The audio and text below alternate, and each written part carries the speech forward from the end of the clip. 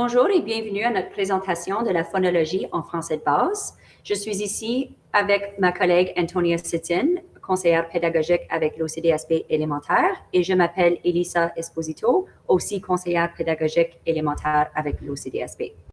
Aujourd'hui, on va parler de comment développer l'oreille au service de la littératie chez nos apprenants FLS.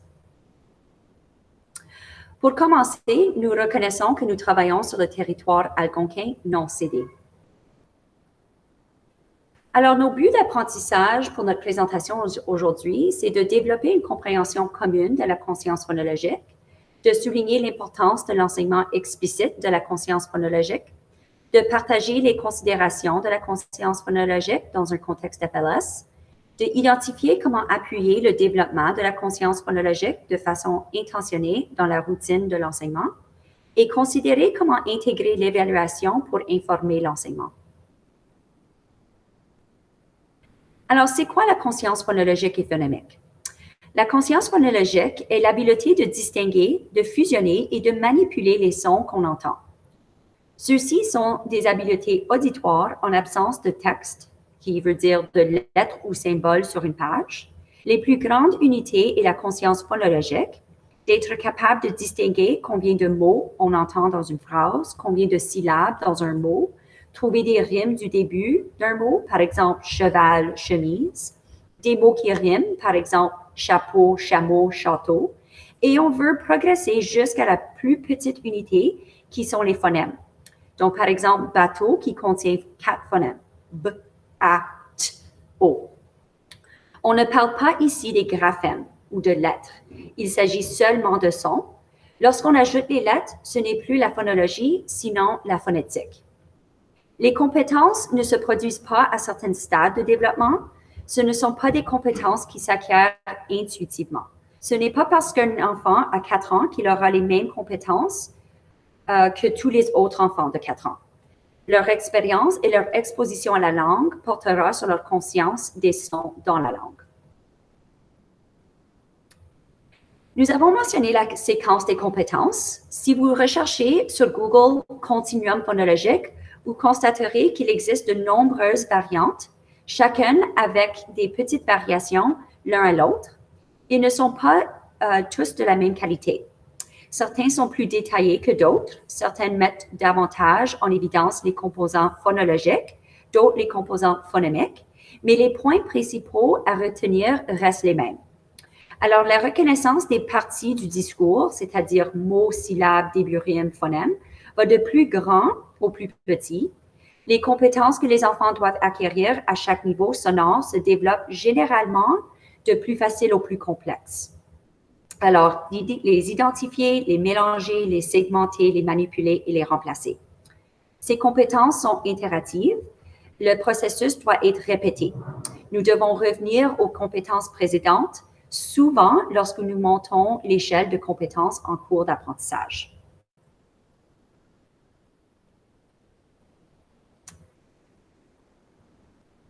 Alors, prenons comme exemple la phrase « la chenille mange ». C'est la conscience phonologique qui permet d'identifier que ma phrase contient 3 mots prononcés. La conscience phonologique nous aide à remplacer le mot chenille par un mot qui rime, par exemple « la grenouille mange », et que tous les mots de ma phrase ont une syllabe sauf chenille. Donc, chenille a ch et ni. Fusionner ensemble, ça fait le mot chenille. Identifier et manipuler la parole au niveau du mot, de la syllabe et du début rime sont les marques de la conscience phonologique. La conscience phonèmique, par contre, est ce qui nous permet d'entendre et de manipuler les plus petites unités de parole. La raison pour laquelle nous les appelons les phonèmes et non les lettres, c'est que parfois 2 lettres ou plus se mettent ensemble pour former un phonème. Donc, par exemple, CH fait le son ch. C'est la conscience phonémique qui vous permet d'identifier que le mot manger en a 4 sons. M, en, j, et. La conscience phonémique, c'est ce qui nous indique que mon sans le m et on, et que l'ajout de s au début du on nous donne le mot son, et que changer le b en du mot bête fait le son fête.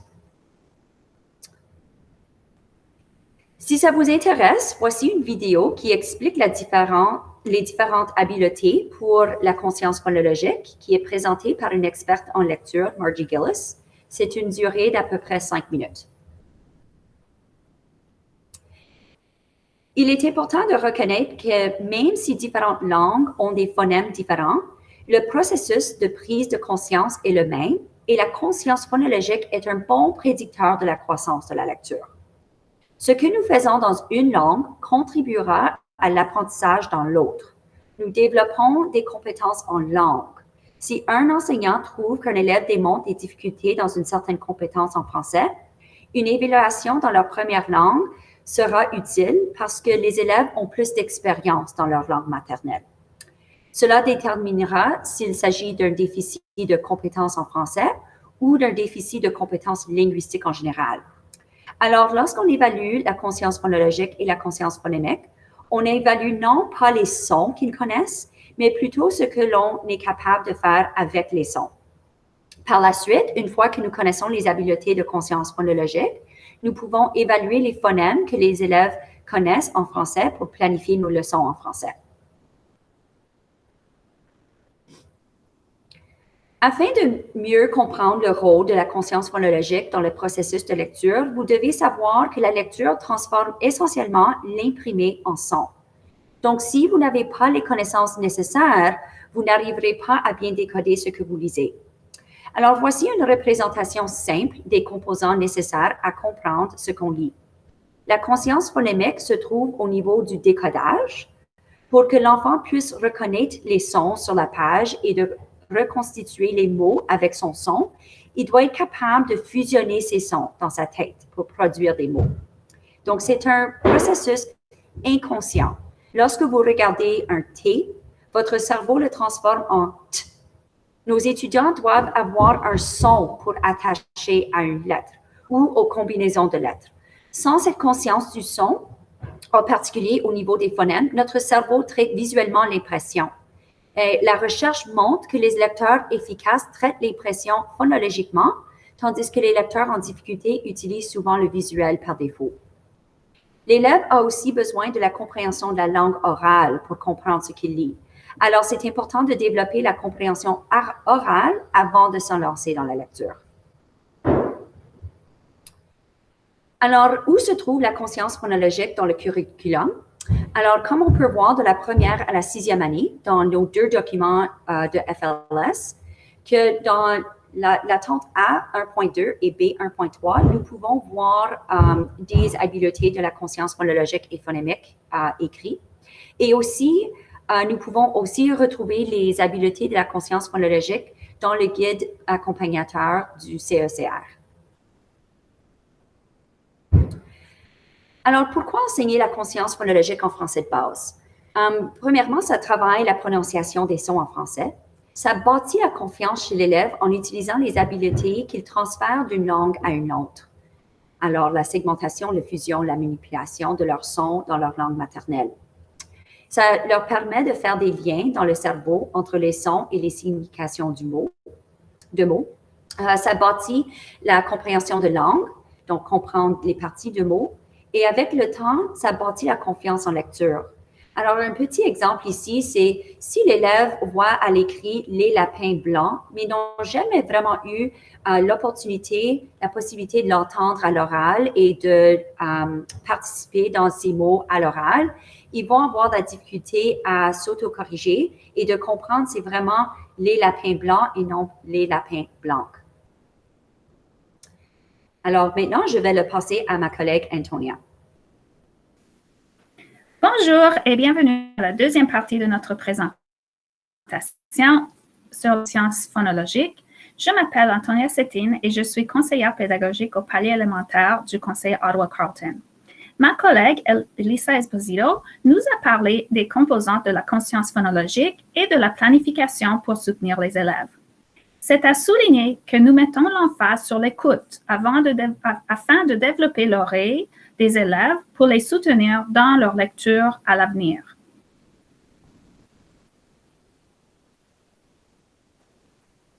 Voici quelques considérations lorsque nous faisons notre planification. D'abord, on veut s'assurer d'enseigner les habiletés de façon explicite et systématique pour que les élèves comprennent les objectifs de leur apprentissage et que les élèves puissent bâtir les compétences étape par étape. Pour ce faire, on utilise un continuum de conscience phonologique. Comme mentionné, les continuums sont nombreux et variés. Il faut en choisir un et au fur et à mesure que vous gagnez confiance, vous allez pouvoir l'adapter pour les besoins des élèves devant vous. On veut s'assurer d'offrir des occasions de pratique fréquentes et amusantes. On peut donc intégrer les activités pendant les transitions de classe, en arrivant au tapis, en faisant la queue, et ainsi de suite. Nous pouvons également enseigner les routines de ces activités aux élèves et une fois que nous avons fait une activité plusieurs fois avec le groupe classe et en petits groupes selon le besoin, on peut incorporer l'activité dans les centres et les stations. De plus, on peut utiliser son corps et les manipulatifs pour rendre plus concret l'apprentissage aux élèves. On appelle cette approche multisensorielle. Nous voulons nous assurer de choisir des mots familiers, des mots que les élèves connaissent déjà. Pendant les activités, nous pouvons travailler davantage les mots en demandant aux élèves d'expliquer leur signification, de créer des phrases orales avec des mots et de catégoriser les mots, par exemple. Nous voulons nous amuser avec les mots, les syllabes et les sons parce que c'est motivant et que cela rend agréable l'apprentissage pour tout le monde. Finalement, on veut s'assurer de bien prononcer les sons nous-mêmes. Il faut faire surtout attention au choix. C'est le son qu'on ajoute souvent à un autre son. Par exemple, si on dit « te » pour « t », on est en train d'ajouter le son « e ». C'est un choix. Ceci peut confondre les élèves, alors on doit faire bien attention de ne pas dire « te », mais de prononcer « t ». D'abord, il y a un tableau d'acquisition des phonèmes qui nous indique l'âge où la grande majorité d'enfants a acquis la bonne prononciation du son. Ça peut nous aider à situer quand les élèves seront en mesure d'utiliser ces phonèmes. Ensuite, il y a un lien pour connaître les sons qui serait utile pour les élèves aussi bien que les enseignants. C'est important que nous n'ajoutons pas des sons à la fin de phonème, comme déjà dit. Alors, par exemple, pour la lettre D, on va prononcer de et non pas de. On va prononcer la lettre M, et pas me. Il faut s'assurer alors de couper les sons et éviter le choix à la fin. Nous avons également un lien montrant la bonne prononciation des sons que les élèves peuvent accéder même en temps asynchrone. De plus, nous avons ajouté une idée pour vos classes si vous portez un masque.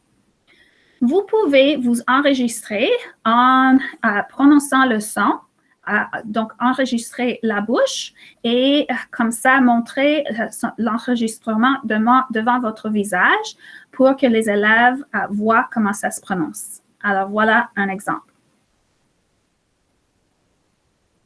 On.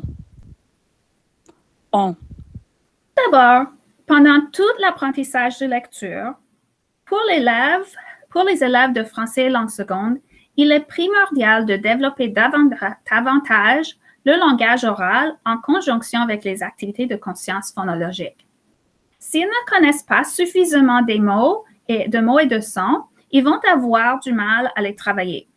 Voici alors quelques suggestions pour soutenir le développement des compétences à l'oral. D'abord, il faut exposer les élèves de façon répétée aux mêmes mots, aux mêmes structures langagières, aux mêmes messages, en commençant par ceux dont les élèves ont besoin de communiquer pour se faire comprendre en salle de classe, puis en situation authentique. Pour ce faire, il faut modéliser continuellement l'utilisation de ces mots, structures et messages. On peut offrir aussi de nombreuses occasions de pratiquer ces mots, structures et messages en grands groupes, en partenaires et en petits groupes. On veut être intentionnel Alors, on peut intégrer des routines pédagogiques qui travaillent le langage oral tout le long de la journée, dans un message du jour, dans les réchauffements prévisibles, dans la question du jour, dans la routine du mini-prof, les mini-conversations, les conversations en partenaire et les conversations pertinentes. Nous pouvons également soutenir les élèves en créant des murs de mots thématiques et des murs de mots fréquents avec mots et images, avec les élèves et en les travaillant quotidiennement.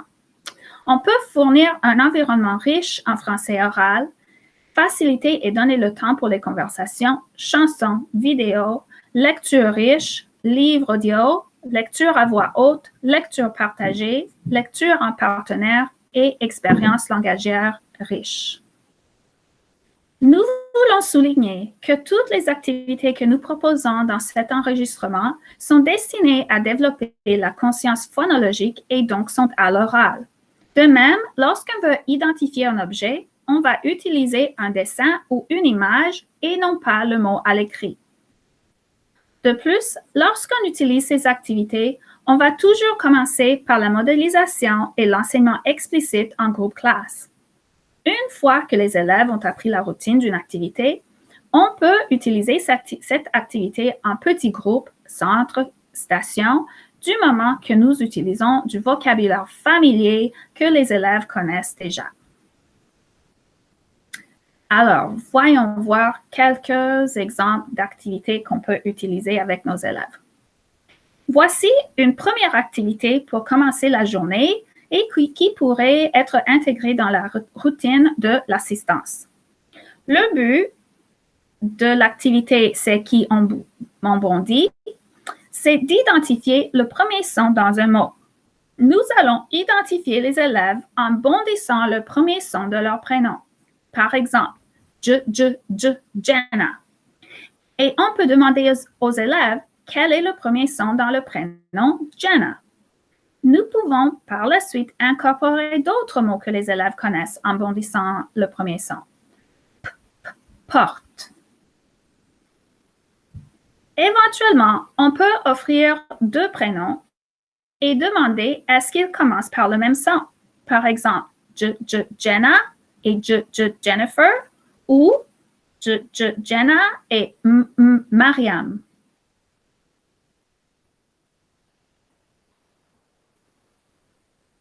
L'activité taper du doigt est une activité pour travailler la segmentation et la fusion de phonèmes. Avec l'intention d'enseigner la démarche de façon explicite, nous allons d'abord modéliser aux élèves comment segmenter les sons en tapant du doigt. Regardez les amis, voici la lune. Nous allons taper les sons dans le mot lune. Regardez comment je fais. L, U, N. Ensuite, nous allons inviter les élèves à taper avec nous. Maintenant, tapez avec moi. L, U, N. Finalement, les élèves vont taper pendant que nous prononçons les sons. Tapez pour chaque son. L, U, N. Parle comme un robot. On élève à prononcer des mots comme un robot en disant les mots segmentés, soit en syllabes, qui est plus facile, ou en sons, qui est plus difficile. Alors, par exemple, bonbon, bon, bon. Ou on. Le robot aime manger des bonbons. L'enseignant peut en faire quelques exemples, puis peut inviter les élèves à en faire. Ceci peut devenir une activité de centre ou station.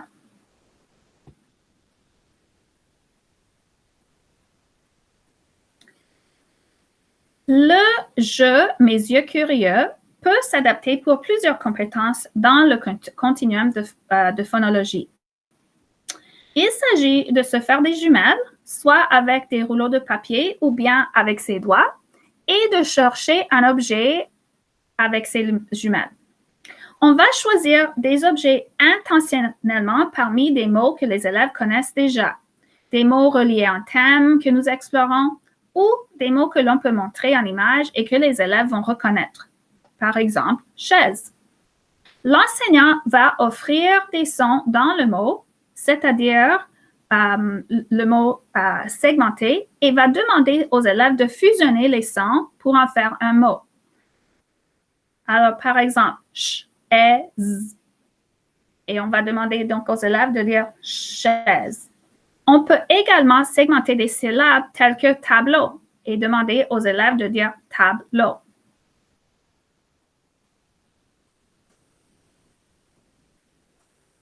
Pour l'activité tapette à mouche, un peu plus avancée en langage oral, on peut l'adapter pour une variété de compétences phonologiques. Pour commencer, on veut choisir des objets, des images d'objets que les élèves connaissent déjà. Et on leur demande de taper le mot avec leur tapette à mouche, de taper le mot qui commence avec le son f ou qui rime avec mal. Pour une activité plus avancée, on peut éventuellement aussi saisir l'occasion de développer le vocabulaire chez les élèves moyennant cette activité. Par exemple, on peut enseigner la structure de phrase « je vois » et introduire du nouveau vocabulaire avant de l'utiliser dans le jeu. Par exemple, je vois un parapluie, je vois un pluie. Maintenant, on peut taper qui commence par P, qui rime avec suis. On peut également prendre le temps de converser avec les élèves en utilisant le nouveau vocabulaire. Quand est-ce que tu utilises le parapluie? Qu'est-ce qu'on fait avec le pluie?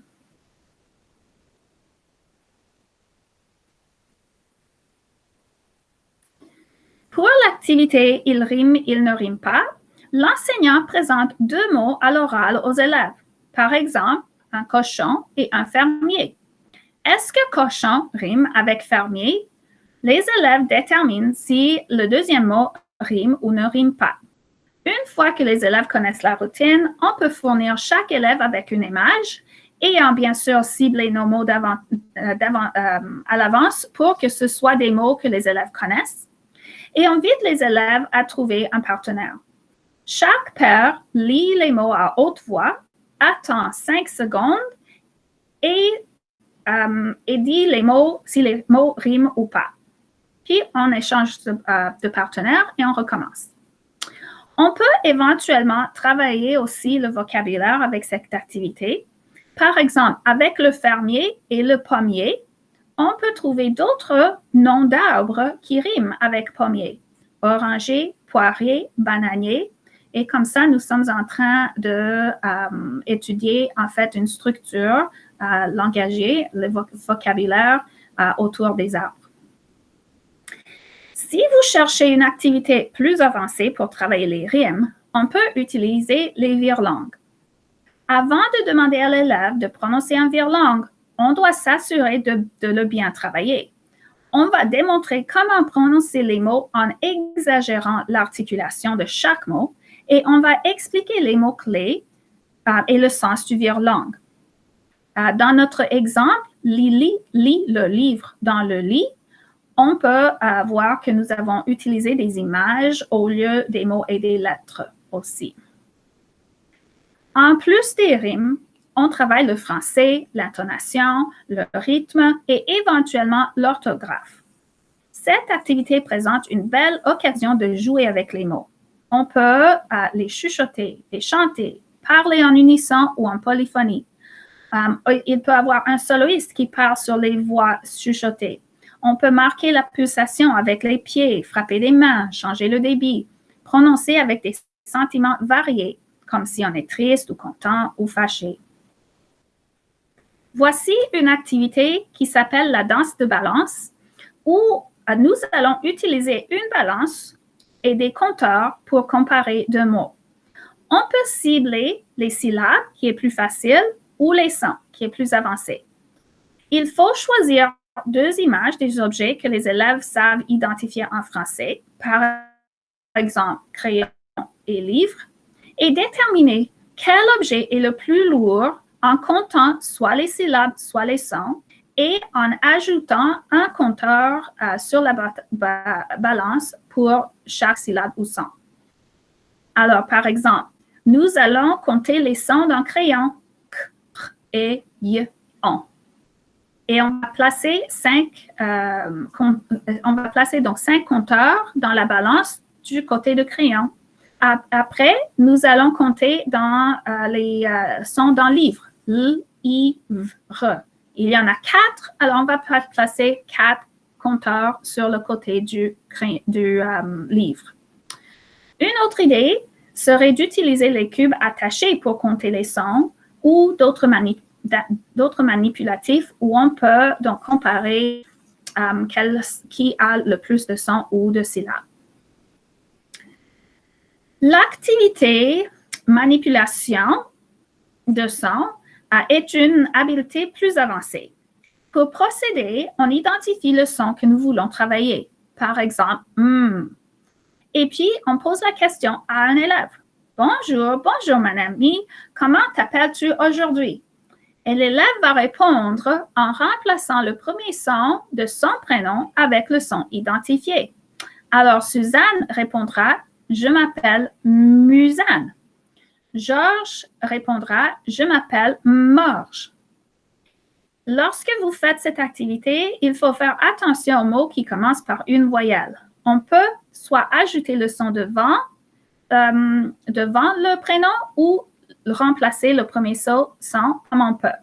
Alors, par exemple, Antonia peut être Mantonia ou Mtonia. Elisa peut être Melissa ou Mlissa. Nous pouvons aussi adapter cette activité pour trouver des mots qui riment. Exemple, Suzanne, cabane, banane. On peut aussi inventer un mot qui rime comme Kazan. On peut changer de syllabe ou encore on peut identifier le son lorsqu'on l'entend pendant la journée en le chuchotant, en tapant dans la main, en faisant un autre bruit pour démontrer ce que nous l'avons entendu. Voici une activité pour trouver des sons dans son environnement avec son miroir. Alors, on peut trouver un son, par exemple, qui commence par le son A. On peut trouver des mots qui riment avec chaise, comme 13 ou 16. On peut trouver un mot qui termine par le son O, comme chapeau, manteau, ciseau, marteau. On peut aussi trouver un mot qui a le son R, comme règle, pupitre, miroir, livre. Pour faire une extension d'activité, on peut aussi chercher des objets rouges ou rugueux et comme ça, on peut intégrer du nouveau vocabulaire. Éventuellement, lorsque l'écrit est introduit, on peut chercher des lettres des mots et des rimes dans la salle de classe avec nos miroirs aussi. Passons maintenant à une activité où on peut non seulement écouter, mais aussi visualiser le nombre de sons ou de syllabes dans un mot. On peut utiliser les boîtes Elkonen empruntées des maths pour compter les sons. Nous allons nous assurer d'avoir plus d'espace dans la boîte que de sons dans le mot, puis on ne veut pas que l'élève sache d'avance combien de sons se trouvent dans le mot ciblé. On va demander aux élèves de regarder l'image, alors l'abeille, et de dire le mot abeille, de taper les sons A, B, E, et ensuite d'ajouter un marqueur à chaque boîte qui a un son A, B, E. On peut faire de même pour chien, Ch-I-N. On peut faire de même pour bâton, bateau, B-A-T-O. Maintenant, on peut demander à l'élève de nous montrer chaque marqueur et nous dire quel est le son de ce marqueur. Donc, le premier marqueur sera A, le deuxième marqueur sera B, le troisième marqueur sera E. Et nous pouvons créer des phrases orales avec des mots.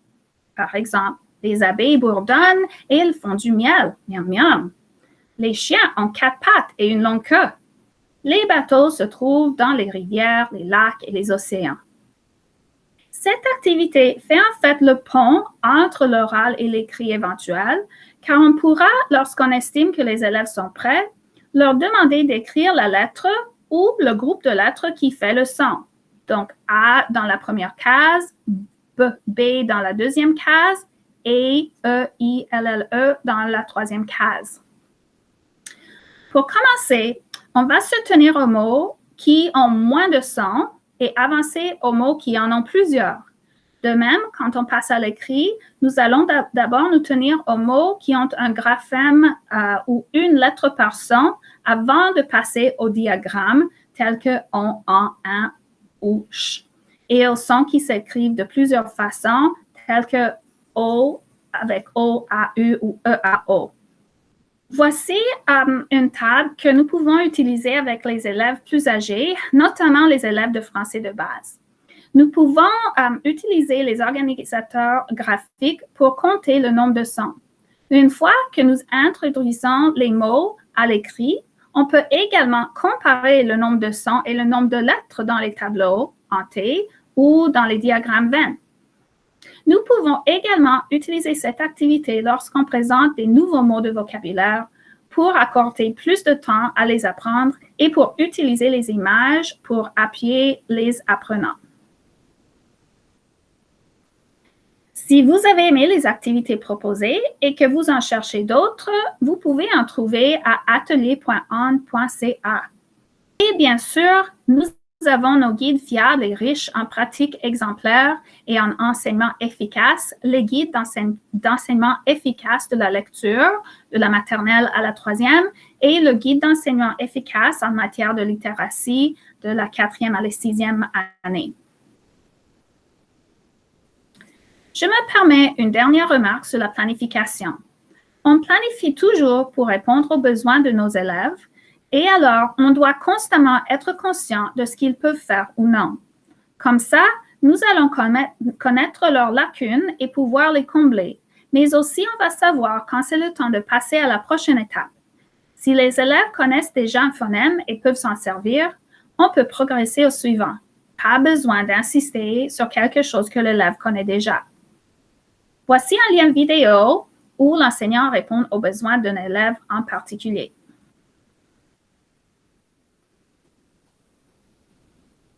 Merci d'avoir écouté notre enregistrement sur les consciences phonologiques et phonémiques. N'hésitez pas à nous contacter pour continuer la conversation. Au revoir.